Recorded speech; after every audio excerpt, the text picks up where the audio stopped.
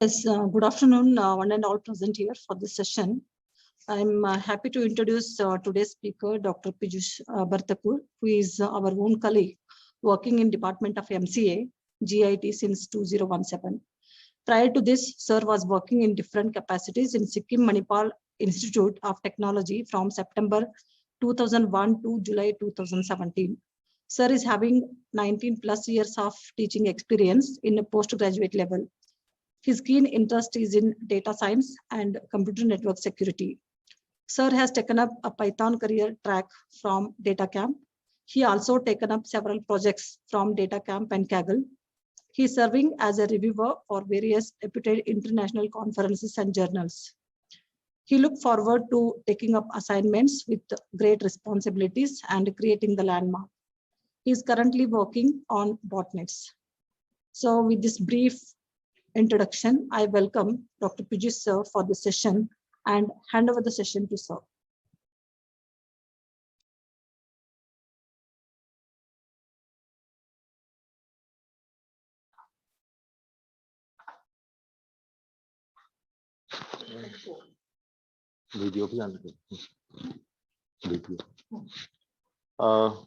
Very good morning to everyone present here, and I'm really thankful to Madam for such a nice introduction of me. So today I am going to speak on the Botnet Menace, one of the I would say the topmost threat to the cybersecurity professionals, and on the Botnet Menace, and of course the implications that we are facing because of this Botnet crisis. So I'm going to share my screen, and initially I'll just give a brief introduction of the Botnet. Then I'll discuss about different major botnets that were in prevalence in past as well as present, and also which are actually currently available and which are actually doing some damages. And then of course the research part, where how the researchers are trying to take down the botnet crisis, and then what as general people can take measures to actually get rid of this particular crisis. So let me share the screen and I'll continue with this talk.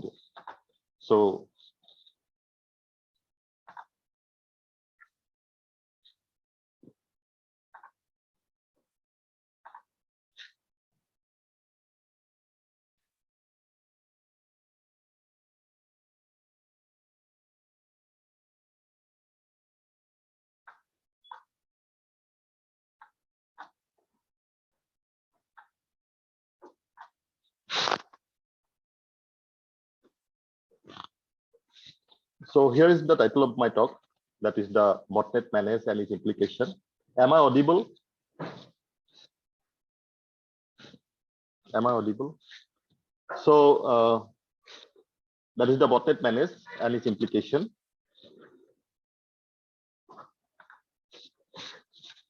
Now, first I'll just give a brief introduction of what is a botnet.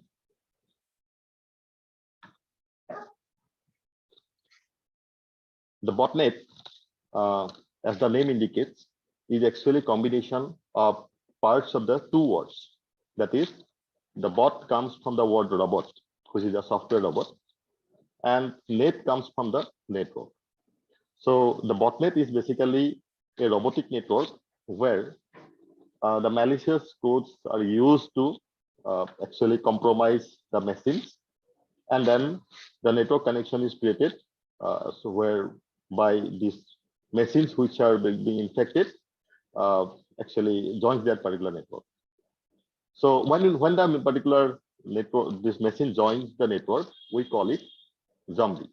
So basic advantage of creating that particular network for the hackers, the black hat hackers, is basically to create a coordinated structure of malware infected machine, so that the person who is otherwise known by the name botmaster, or sometimes it is also as the bot herder, they can sit in some remote location in the world and they can pass on commands to the bot, so that they can leverage on the combined strength of those machines to do some malicious tasks. And this malicious task, there can be different kind of tasks, like sending the spam emails, carrying out the DDoS attacks, distributed denial of service attacks, then spreading the viruses, and then it can actually carry out the phishing campaigns also, and then it can do the cryptocurrency mining. So different kind of attacks are being carried out. So the structure that you can see on the screen, there is a command and control server, which is controlled by the bot master, and the bots are basically connected to that command and control server. And when these bots connect, the connected bots are that arrow lines that you can see. It's called as the command and control communication channel. Now, when a bot is created, it is not that only computer. It can have a botnet connected with the IoT devices. It can have the different kind of Android devices, the smartphones, and also it's actually whenever a botnet is created, it's always infected. All the devices which are connected are infected with the same malware. Now, botnet, if I give just a brief history of how the bot has evolved, it has actually evolved from a particular protocol which is called as the Internet Relay Chat, IRC. Now, IRC was invented by a researcher in the University of Oulu in Finland, and they have created the IRC basically for chatting purposes. There are chat rooms which are connected to the IRC server, and the people can chat on different topics. But then it is some malicious actors. They found this particular structure suitable for exploitation. Why? Because this IRC, those who have managed, those human beings who are managing the IRC channels, they have written some codes, which is the bot, which started in a legitimate code actually to manage those chat rooms, because it was very tedious for a human being to sit on the chat room and managing the different chat rooms throughout the day. So they have written some codes, and this is the automated code which manage the chat rooms on behalf of the human being. So the malicious actors, they found this particular structure suitable because there is already a server connected to it, to have the machines connected so that they can carry out some attacks with the combined strength of those IRC botnets. But these botnets were the centralized botnets which are connected to the IRC server, and they are very simple in structure. Now, if a particular if it is that IRC server is detected and suppose disconnected, then the botnet ceases to exist. Botnet dismantles. So, and this particular weakness of this centralized kind of botnets are called as the one point of failure problem. This centralized botnet had that problem, one point of failure problem. So there is also another structure I'll talk in the later slide, which is called as the P2P structure. That is actually the peer-to-peer networks. And the role of server is very minimal. And because it is only the peer network that works in the attack. So in the P2P actually is created to make it a resilient structure so that the attackers cannot dismantle it easily. It means the researchers cannot detect it and dismantle it. So I think if it is clear that what is the centralized and the P2P structure, then it's actually very useful to understand how the botnet works. So whatever it is the structure, whether it is a centralized or this distributed command and control channels, botnet has some common properties. It has a life cycle. Okay, so the botnet basically is created by initially compromising the machine with a particular software, malicious software, which is called as the bot. And that particular, it can be through different means, like by fooling the people or exploiting the ignorance of the people who are using those computers, and that can be through phishing attack through which the bot gets downloaded. Okay, sometimes it can be also by exploiting the vulnerability of the machine, which is used by the user, and then compromising the machine. So that way, the bot exploits the machine.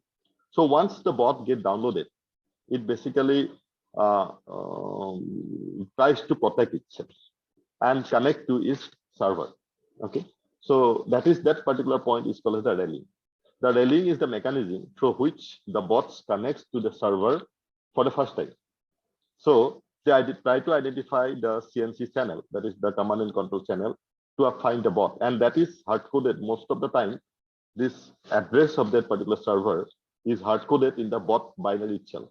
So when it basically compromises and when it compromises the machine, it connects to that particular server and tries to authenticate itself that it is the bot to which the hacker can pass on the commands. Now, after the rallying is done, they retrieve the antivirus module. That is antivirus module. Antivirus module is basically to protect the bot binary from detection by the antivirus which is present in the machine. So for that, they have different kind of mechanism. Most of the time, many of the bots, which are recent botnets, they have a DLL file gets downloaded. Now this DLL file actually does not shut down the antivirus, but it protects and it makes such a change in the bot that the antivirus which is running in that particular machine cannot detect the existence of the bot. Okay, bot which is basically residing in that machine. So that is the mechanism of using the antivirus module by most of the botnets. Because if the bot basically shuts down the antivirus, the user may become suspicious. So that's why most of the time they use a particular DLL to hide its detection. Then comes the securing the bot from different from the different tools which the researchers may use. So they may use a rootkit to hide its existence, etc. Once that is being done, it actually listens to the CNC server or the peer for command. Okay, if it is a centralized botnet, they listen to the CNC server. If it is a peer-to-peer botnet, they listen to the peers for commands. Now, when the command is given by the botmaster or the bot herder, they retrieve that payload and they decode it and execute the command. Now, once execution is done, they prepare a report on the result of the execution, it may be any kind of malicious task. It may be participation in the DDoS attack. It can be scanning the network for different resources. It can be exploiting some kind of vulnerabilities, okay? Or it may be distribution of viruses. Some kind of task may be given by through commands, or maybe there may be some commands which has been already hard coded. So once the command is executed, the result of that particular execution is prepared by that particular bot, and it is reported to the botmaster through that CNC channel which connects it. Now, this cycle continues for some time, but botnet does not reside on a particular machine for very long time. But that is the bot. There is a life cycle, and once its intended tasks are completed, they erase all kind of evidences and abandon the client. So before that, it's the cleaning the track is done. That means it erases the evidences once before it leaves that particular system. Now, this is the general life cycle of a botnet, irrespective of the command and control channels the botnets use. Now, as I have told you that there is a centralized botnet architecture. Okay, so in the year 2006, these IRC botnets were very prevalent at the time, and there were many IRC botnets which were in existence, and there is a very huge family actually of the IRC botnets. And at that time, only there are many simple botnets also, and security people have carried out a massive task worldwide to remove the servers of the IRC botnet, that disconnecting the servers. Now, when security person has taken up this task in 2006 to cut off the head, that means the central point of the servers, so that the botnet does not exist or botnet gets crippled. So how the black hat hackers or the criminals retaliated to this task in 2006 is that instead of creating one server, they have created multiple servers to control the same botnet. Okay, so they have implemented a lot of CNC servers. Instead of one, they have increased into multiple servers, so that if one server gets detected, the rest of the servers can be used to carry out the internet task of the botnet.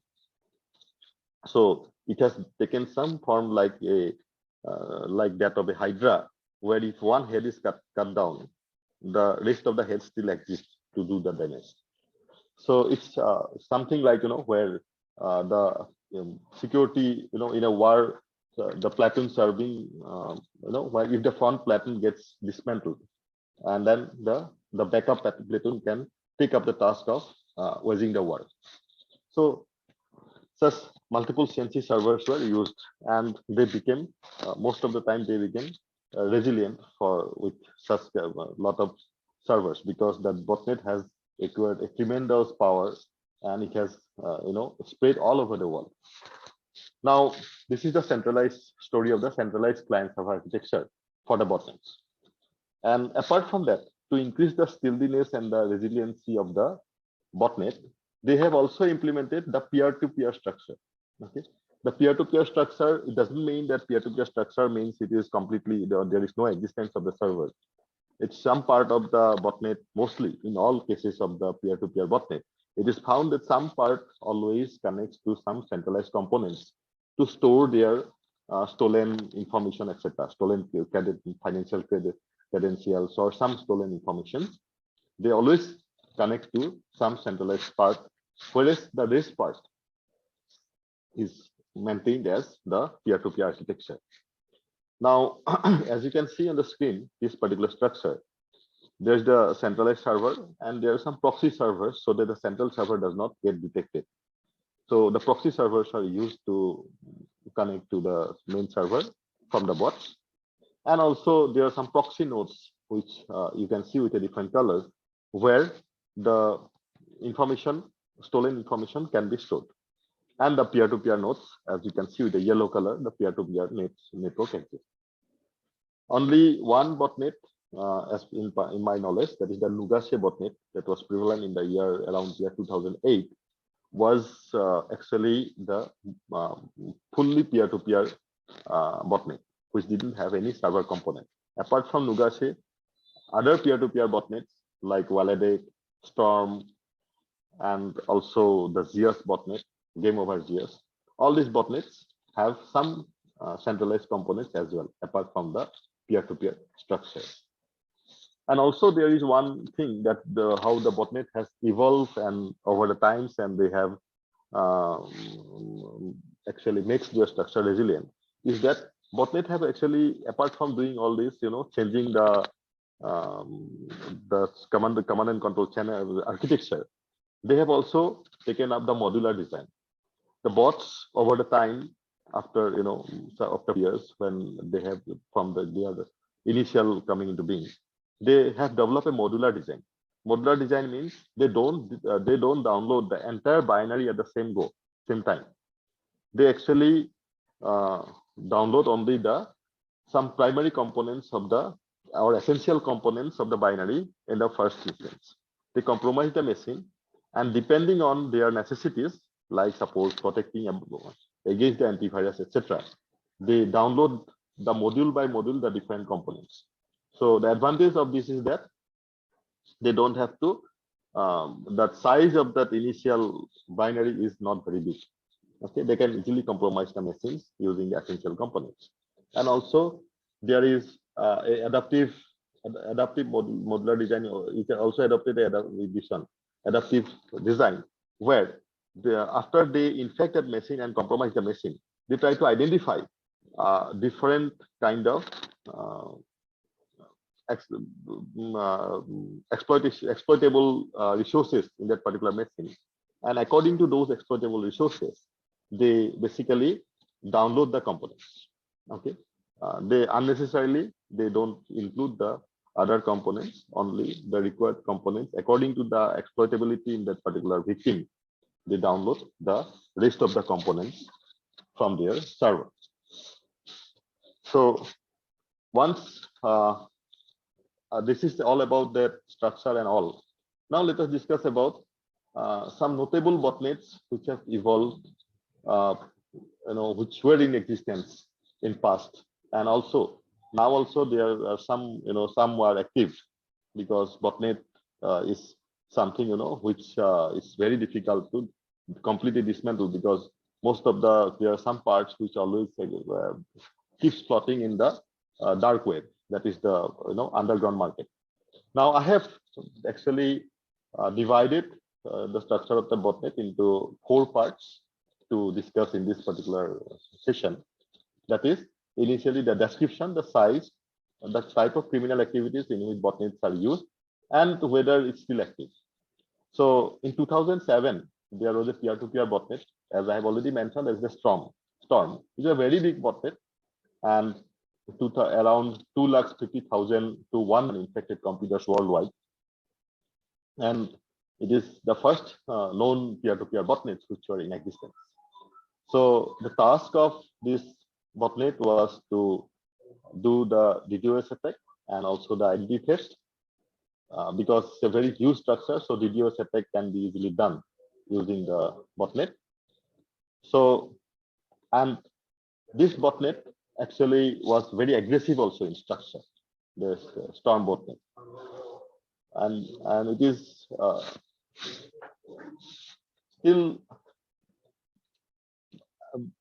this particular botnet is more or less inactive now, because most of the resources were dismantled by the security people. Then comes another very big botnet, which is a centralized botnet. Basically, it's a Cutwell. Cutwell is having a, it's a connected to the command and control server. It's a centralized botnet, and they are of structure of, they have the machines 1.5 to 2 million infected computers worldwide, and mostly it is used for the sending email spams, also the DDoS attacks. So DDoS attack in 2010, the Cutwell has carried out a DDoS attack on around 300 major websites, including some of the websites of the US government. And those were huge DDoS attacks being carried out by Cutwell.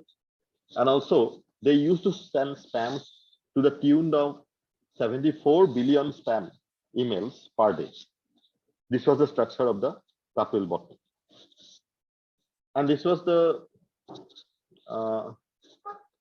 attempt to terminate this particular botnet to remain inactive, because the components were available in the underground market. And though it is not that active as it was in around the year 2010, this particular botnet, that size has not remained now, but still we cannot say that it's totally inactive. It is still active. Apart from that, there was another botnet which is called as the Kraken 2008. So this Kraken 2008 was to the tune of size 4 lakh to 6.5 lakhs bots, and it has infected around 50 of the Fortune 500 companies, and mostly it is used for sending the spam emails, where you can see the screen itself written, that is the 9 billion spam messages were circulated per day.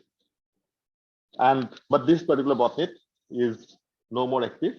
It is it's now inactive.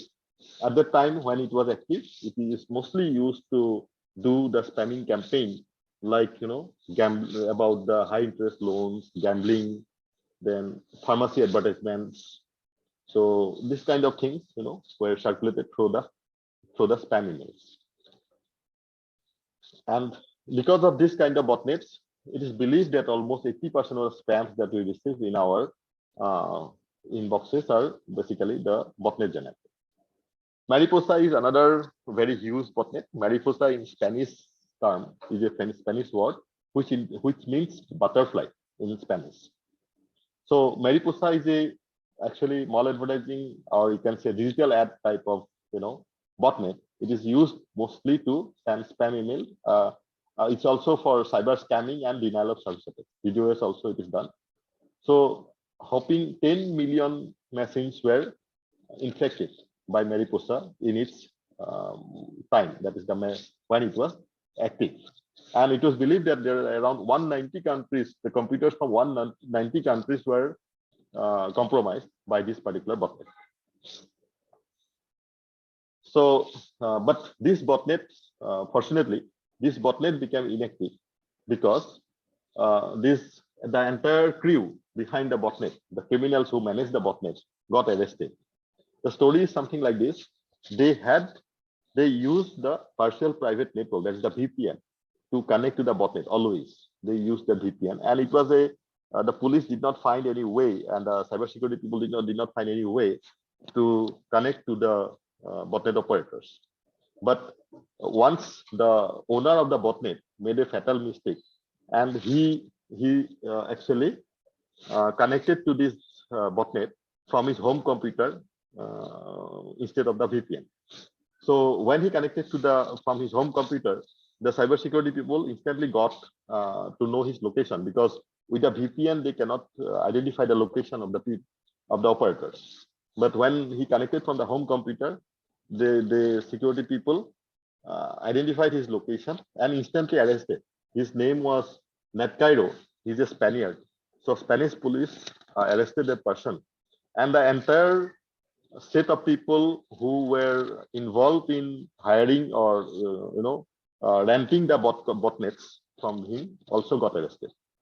So this entire botnet structure was dismantled, and it doesn't exist anymore. Next is the Mirai botnet. Mirai is basically a botnet which is used by connecting the IoT devices. The smart devices which are connected to the internet are compromised to create the botnet. And it is a very dangerous kind of DDoS botnet, which massive DDoS attacks are carried out. And there were at its peak, it has around 6 lakhs of devices which are connected to the Mirai botnet. Now, this Mirai has actually carried out very huge DDoS attacks. Like in 2016, in September 2016, it has carried out a DDoS attack on a France farm, which is called as the OVH. And at its peak, this had sent to the volume, that is when the DDoS attacks are being carried out, it has around 1 terabyte per second of the packets being sent to the destination. So anyone can imagine the magnitude of the attack, that is the 1 terabyte per second of the packets sent to the victim. Okay, so that kind of attack was carried out by the Mirai. And in the year 2010, in 2017, the owner of the Mirai botnet, they have actually released this code of the source code of the Mirai botnet in a popular, underground forum in the dark web. In the underground forum, the owner has released this source code, and security people believe that actually to evade arrest and evading the law enforcing agencies, they have done this particular task. They have released the source code, and now after that, what happened is that there are a lot of variants of the Mirai botnet have emerged, because others have got the source code and they have modified the Mirai botnet to create different kind of botnets from the Mirai. And they have carried out different DDoS attacks based on the Mirai structure. And this botnet, basically, the propagation module of the Mirai botnet is that they look for the hard-coded credentials by the manufacturer of the devices. And normally manufacturer of devices, when they provide hard-coded credentials, many people does not bother to change them, and they use the same credentials in future after connecting the device to the internet. And they can easily compromise those hard-coded credentials to compromise the machine, and mostly through the backdoor, because there are some machines or some components, IoT components, which had the backdoors being installed by the manufacturer itself. And it's a self-propagating malware. That is, basically it is a worm, which has a self-propagating nature, in a sense that when the IoT device gets compromised, they look for other IoT devices having the same kind of vulnerability so that they can also be compromised. And this way, there were the botnets gets created. And because of the release of the source code, there were in 2019 there were around 20,000 variants of this same botnet, Mirai botnet. And then comes another botnet which is still in development. It is under active development at present. That is called as the Kraken 2021. It's not the same as the other botnet that we have discussed about in 2008. That Kraken botnet is different. That was this botnet is the purpose of this botnet is different. Now it is still in development, and it is a Golang-based botnet, which source code was identified in GitHub. And it is believed that the author may have, the owner of the botnet may have released the source code in the GitHub. And there are around 21 administrative panels were found. The server code was also found. It mostly targets the Windows machine. And task of this particular botnet is basically for different information harvesting to execute the secondary malicious payloads, and also cryptocurrency mining, cryptocurrency theft, and taking screenshots. So this botnet is still in development. It's still in active development. It's believed to be in active development. So this is, but there was no web portal being found about in the GitHub source code for the web portal, or any GUI component found for this botnets in the GitHub, but only at the server part, server code was found, and it's the admin panels that administered there were some panels, administrative panels, which were available. So this Kraken botnet is the current botnet, which is yet it exists in the wild. Then comes the Waladeck Kalihost botnet. It was a huge botnet of around more than 118,000 systems. The Waladeck botnet has a very interesting structure. The botnet controller, they are basically they form a centralized component, and as you can see in the top part of this diagram, they form a centralized component from where they used to pass on commands to another structure, which is a peer-to-peer structure. This is called as the repeater network, where the nodes are connected through peer-to-peer structure, and from there the messages that comes from the botnet controller, the main controller server, is passed on to the workers nodes, which may be on different networks or maybe behind some firewalls. And these worker nodes are basically used for gathering or harvesting information, generating spam emails, etc. So this three-tier architecture existed for the Waladeck Kalihost botnet, and it is in the year 2010 this botnet was found. And they have, but researchers have done, they have actually tricked to insert some fake node to the repeaters network, that is the peer-to-peer structure. As you can see in the middle layer, there they have inserted some fake nodes, and these fake nodes could join this network. So they have identified some vulnerabilities to insert those nodes to this network, and they have actually, after joining this network, they have identified almost all the structure of the Waladeck botnet. And what they did, this peer-to-peer network, they normally carry the list of all the peer nodes. They always update the list of the peer nodes to connect to those peers if in case they get disconnected.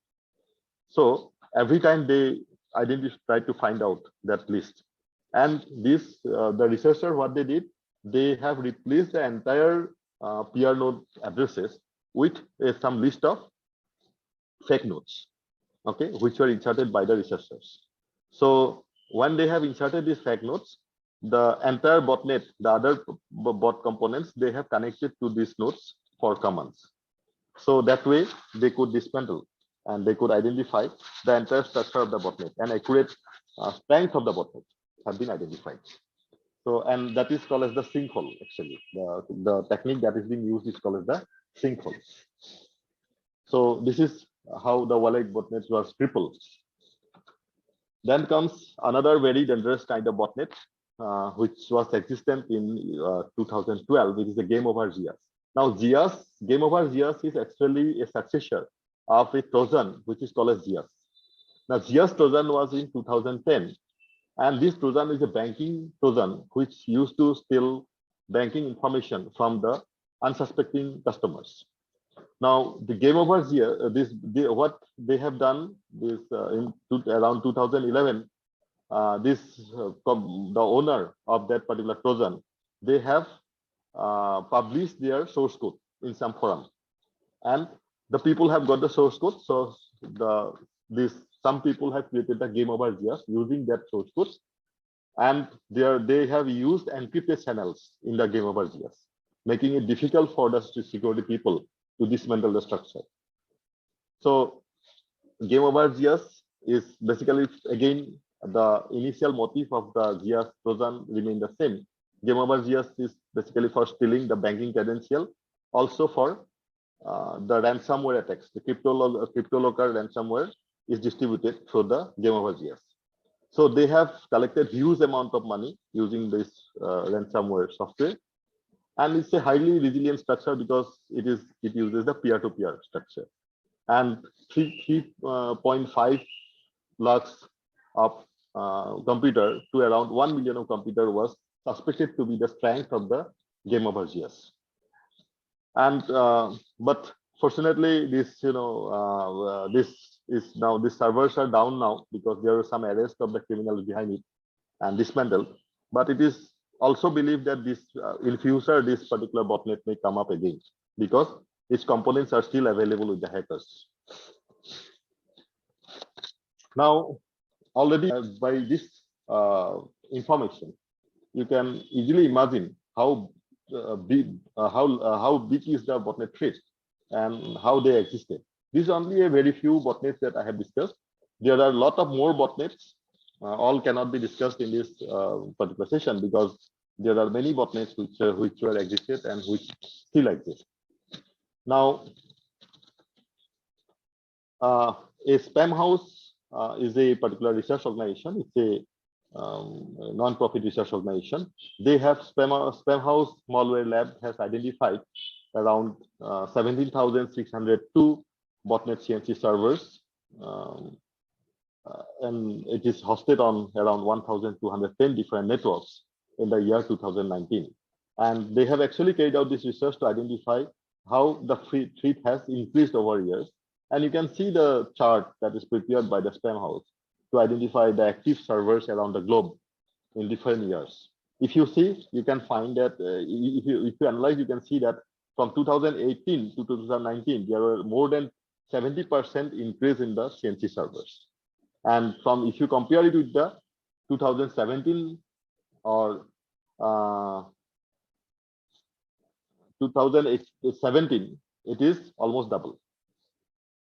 So that is how the botnet threat has increased over the years. That is, it has increased drastically in 2019. Now it will be even more. Those active botnets, if some research is carried out again and some reports published, obviously it is going to be much more than this particular data. Now, what kind of attacks the botnets carry out? The most dangerous kind of attack the botnets carry out is the DDoS attack. As already I have discussed in terms of the Mirai botnet, that 1 terabyte of data being passed to the victim. So DDoS attack, if everyone knows, the DDoS attack is basically to instruct the bots to send packets to one particular victim, so that the victim's networks get crippled. That is, it cannot tolerate the amount of it's because overflowing of the data is there, so it cannot tolerate that particular data and the network goes down. So that is the reason behind the botnet attacks. And the Mirai botnet, as I have discussed, is 1 terabyte. Similarly, there are gigabytes of many other attacks actually nowadays have gigabytes of packets being sent per second to the victims, so that victims it's not only a simple computer, but the botnet attack can be against the big companies. It can be against the country itself. Okay, so it can be against some major web servers. It can be against a country. It can be against any particular target. Victim can be anybody of the DDoS attacks. And DDoS attacks are nowadays so huge that the target cannot tolerate the amount of the packets being sent by billions of computers from different parts of the world. So normally, to carry out DDoS attack, these components of the botnets are being traded or are being hired or rented by the criminals in the underground market, the dark web. Apart from the DDoS attack, there are some other major attacks which are carried out by the botnets. Already from the discussion on the kind of botnets that we have discussed, the Cutwell botnet and other big botnets which I have discussed. From there, you can easily understand that most of the botnets, apart from DDoS attack, they also carry out the spam attack, generate the spam attack. So for spamming, they basically compromise some web server, SMTP web server or P2 POP3 web server, and as part of the botnet, and then they carry out, generate the phishing, this different kind of spams and distribute it through the botnet structure. Cryptocurrency mining is another task most of the botnet they do. They hijack the mine cryptocurrency. That they hijack the botnet actually to mine the cryptocurrencies for financial gain. Similarly, the ransomware attack is also, as I have already discussed, in the latest Kraken that has been found, they are used in the ransomware. So this ransomware attack is also done. GS is also this game over GS is used in the ransomware. Then there are many other botnets also used in the ransomware attack. They are also used in the virus distribution. Viruses are also propagated through the botnets. Spyware detection, spyware distribution is also done through the botnets. That is, they spies on the users' activities, like credit card information, then passwords, different important passwords, sensitive data, which are stored in the different by the the unsuspecting users of the different network devices. They are being stolen through the spyware, and this sensitive data are then traded in the black market, the underground market. Similarly, the click fraud is another attack which is carried out by the botnets. That is, they are basically used for the pay per click campaign, which are hosted by different pay per click campaign hoster, and they take part in that, so to generate revenue from those people. So these are the different kind of attacks which are used apart from the DDoS attack by the botnet.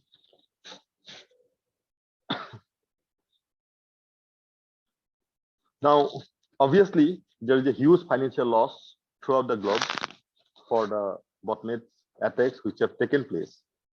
Now,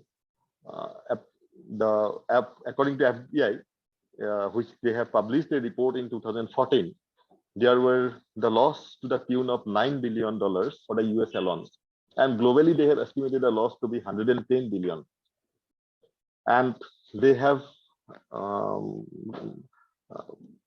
actually identified that approximately 500 million computers are infected globally each year, which actually translates to 18 victims per second. So that is an approximation figure they have done. They have calculated that such number of digital devices are connected every year. So with the increase of this, number of digital the smart devices used by the people, which are connected to the internet, this rate might have increased, and this is obviously going to increase. Now, this is all about the attacks part and the structure of the botnet. Now, how the researchers are dealing with the botnet to this particular threat. There are, when coming to the research part, where the researchers handle or are tackling the botnet threat, there is the part that everybody normally, most of the researchers concentrate is the communication channel. Because the communication channel of the botnets, whether it is a centralized botnet or peer-to-peer botnet, are the weakest link which can be attacked to dismantle the botnets. So if the communication traffic can be identified and they are being identified and taken down, the botnet obviously is not going to exist. That is the primary direction in which the research have been carried out throughout the time. Now, one particular area of research which was done is the signature-based detection. Now we know that when we have signatures in terms of commands and all, then it helps in real-time and accurate detection of the things. So in botnet also, when the signatures of the botnet traffic are found, the real-time detection and the accurate detection of the botnets can be done. So there is a particular software or tool, which is an open source software, which is called as the Snort. Snort is basically an intrusion detection system. But apart from intrusion detection, it has a lot of other capabilities, including botnet detection. So Snort basically looks for known botnet commands and the nicknames of the IRC botnets to identify if those commands are being tracked by the software. And if that commands are tracked, then it identifies and it basically dismantle disrupt that particular communication channel to dismantle the botnets. That is how the Snort deals with the botnet attack. There is another research which is called as the RISI. RISI looks for some common patterns in the botnet nicknames and the nicknames and the different commands, and common patterns and some alphanumeric characters, number of numeric values, all these things are used to identify or the suspected commands, and then those substrings are used to detect the IRC-based botnet, because IRC-based botnet uses the IRC commands and the nicknames of the users. So they have used actually a regular expression for identifying such patterns. But these signature-based botnets are basically, though it looks good, it's like, real-time detection is possible, accurate detection is possible, but there are some serious drawbacks of signature-based botnets. The serious drawback is that the only known botnets or known components can be detected, because you have to know the signature to detect the botnets. Also, there is a chance of the false negative to increase. If the bot variant increases, then obviously the variant won't be detected by the signature. So there is a chance of false negative rate, increase in the false negative rate. Similarly, there is also a chance of increase in the false positive rate, because if the bot variant increases, the signature database becomes huge. And once the signature variant database becomes huge, it is going to match some of those commands or the sum of those signatures with the benign part, with the benign applications, the traffic generated, signature generated by the benign application. So obviously it is the false positive rate is also going to increase. And also it also is obviously increase the privacy concern, because for pattern mixing has to be done. So the privacy concern obviously is going to is the another concern in case of the signature-based detection. So it was not a very good idea to have the signature-based detection because of these serious drawbacks. So the researchers are also concentrating on the another kind of technique, which is called the anomaly-based detection. Anomaly is basically to identify the anomalies in the network traffic or the communication traffic of the botnet, the CNC traffic of the botnet.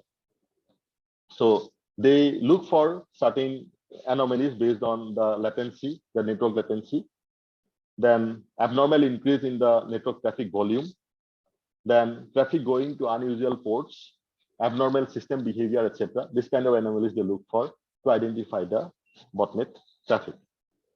Now there is a open source and free tool which is called the ORMAN. ORMAN basically detects the network anomalies through identifying the attacking host, the host attacking the other host through DDoS attack, denial of service attack, or scanning the network, etc. And then what they do, they correlate with the IRC set of IRC channels, known IRC channels. whether those hosts are part of those IRC channels or not. If they are part of the IRC channels, then they consider those IRC channels to be the part of the botnet. So they identify the botnets as well as the botnet server through by correlating those attacking hosts. But there is a limitation of ORNet or ORMON because it can detect only IRC botnets, but not other botnets. In centralized components, we also have the HTTP being used by the botnets.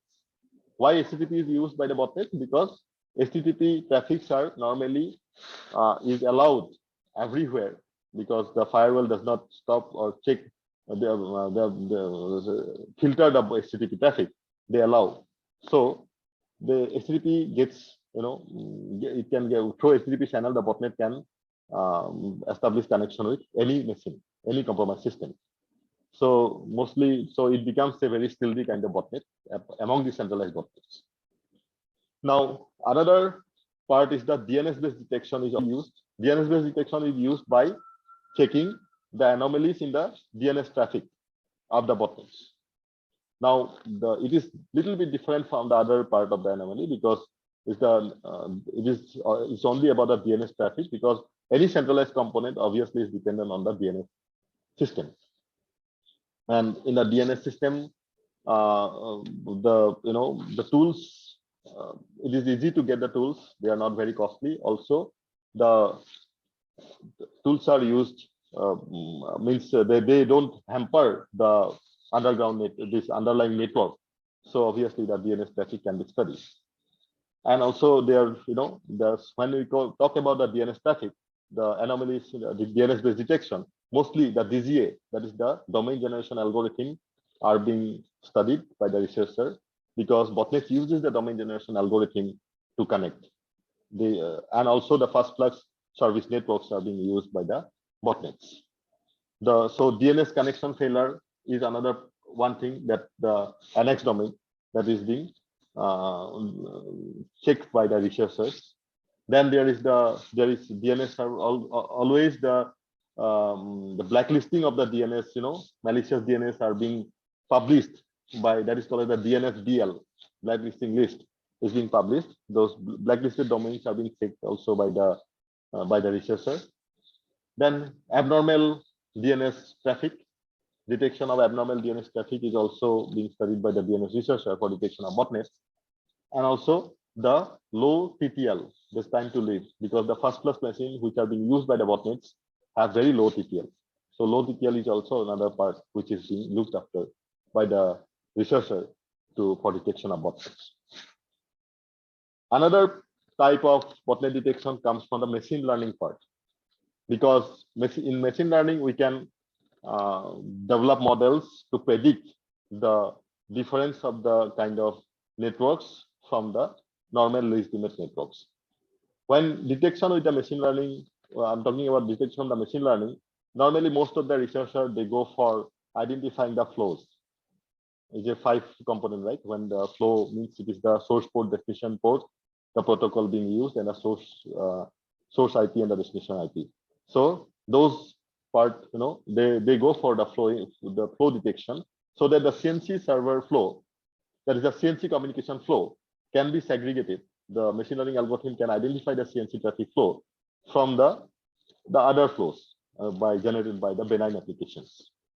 A initial machine learning, very popular machine learning structure, or it's been proposed by a particular researcher, a group of researchers, Livdas et al. They have done two-stage flow-based classification for detection of the IRC botnets. What they have done, they have basically tried to identify the network traffic have created the machine learning models by taking 10 flow-based characteristics to identify, to segregate the to classify the chat-based botnets from the non-chatting chat-based traffic from the non-chatting traffics. So they have first created one stage for classifying the chatting traffic from the non-chatting traffic. So once this is being achieved, the chatting traffic has been almost successfully classified. They use the chatting traffic to identify which chatting traffic are malicious and which generated by the malicious are malicious in nature, and which chatting traffics are non-malicious signature. So this is the other stage. So once they have found out that malicious tapping traffic, it's basically the IRC botnets traffic, which they try to classify. So they have used different machine learning algorithms like dictionary, naive Bayes, and to perform this task.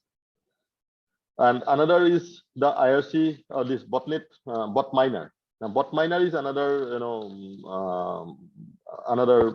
important research being done in this particular area using machine learning, where they have found out the clusters of the two parts. So one is the communication traffic, another is the activity traffic. Okay, so in the communication traffic, they have clustered for the host making some communication from one network to the other network, and in the activity plane, they have clustered the activities, different malicious activities the host may be performing, maybe scanning the network, maybe generating spams, or trying to exploit some other devices. Once they have identified both the once they have clustered both the communication as well as the activity plan, they do the cross-cluster correlation to identify which hosts which are having the similar communication pattern are also involved in similar activity pattern. So once they do the cross-cluster correlation, they can identify those hosts which have the same communication and the same activity patterns, and thus they can identify the bots in the botnet. And apart from this, there are also network forensic analysis being done, also the log analysis being done for the detection of the botnet, evidences of botnet bots existing in the system. Now, how the people can take some measures to protect the systems from becoming a bot and part of the botnet. That's a very important part, because bot exists in the in that particular machine. They normally remain inactive until and unless they receive some commands from the botmaster. Only when the botmaster sends some command, they become active and they take participate. So detecting the bot is very tough. Even if my computer or anybody's computer is part of the botnet, we don't know, because they don't remain active all the time. They remain silent most of the time. So we can take measures to we can take some measures to prevent our systems which are connected to the internet from becoming a bot. So for that, what should be done is that some regular security awareness training programs should be given to different users and employees of the different organization, so that they, by mistake, they don't click on any malicious link, okay, or they do not fall prey from the phishing campaign to become the part of a botnet. So those kind of particularly regarding the identity theft and phishing, they should be trained. All those people should be trained. Similarly, also botnet operators, they also use the vulnerabilities in the different softwares being used in the computers for compromising a particular system. So the software that are being used in the devices which are connected to the internet should be always updated, so that there is a very less chance of any vulnerabilities being exploited by the botmasters to make a zombie. Similarly, they can use also crack the passwords to compromise the machine. So there is a two-factor authentication system should be used to prevent the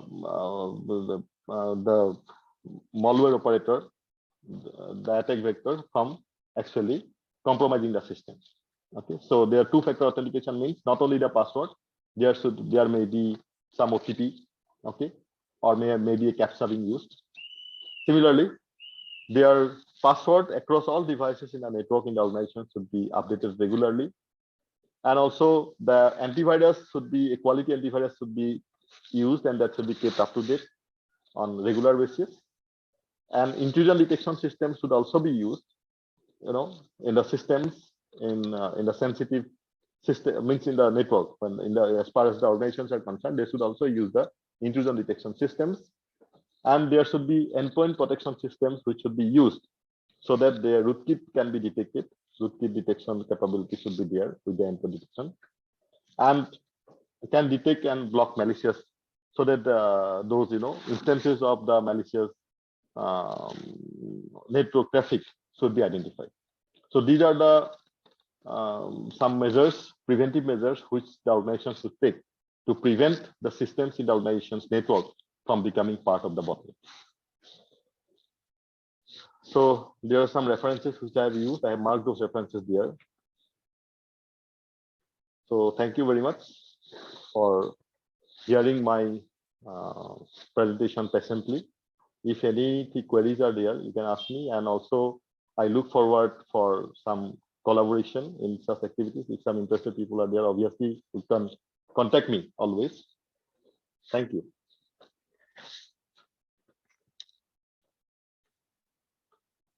Stop sharing.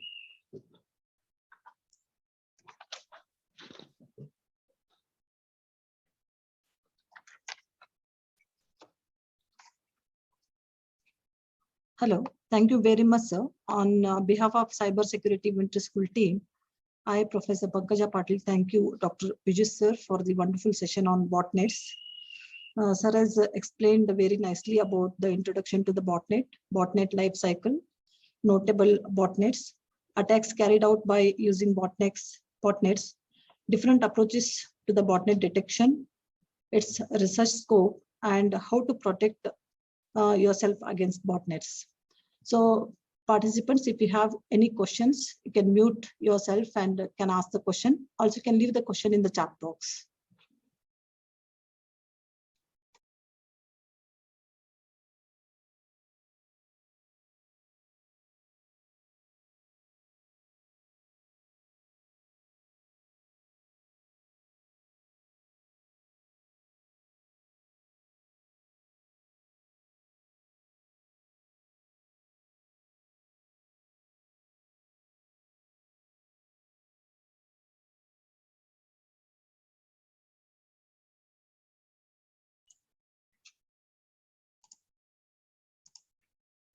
I think, sir, there are no questions in the. There is one question here from Kirtana. How to simulate botnet attack?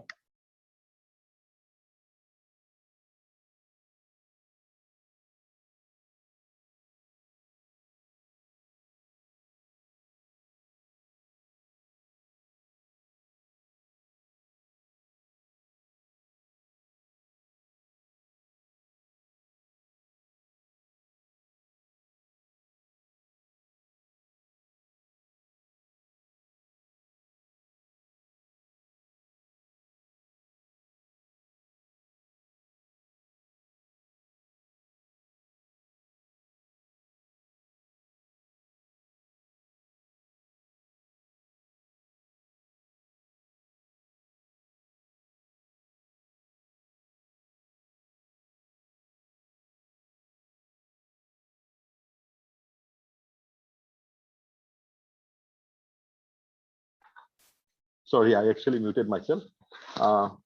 So simulation can be done actually by having such setup in a lab setup, virtual lab setup can be done. And IRC botnets, some of the botnets are available actually, which can be used. But it's not an easy task anyway for a structure of the botnet to create in a limited environment, because it is being done globally by the criminals, by the hackers.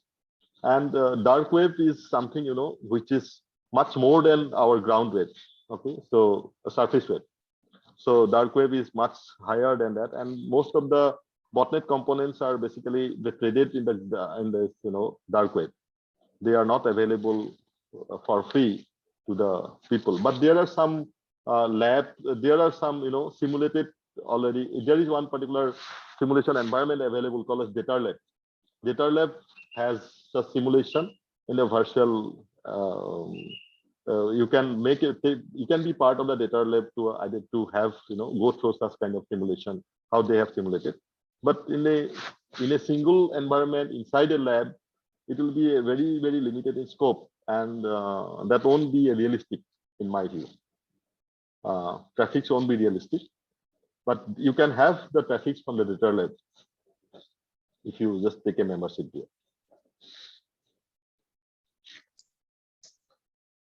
Kirtana, I think the sir has given sufficient answer for your question. So any other participants have any question? Please unmute yourself and can ask the question.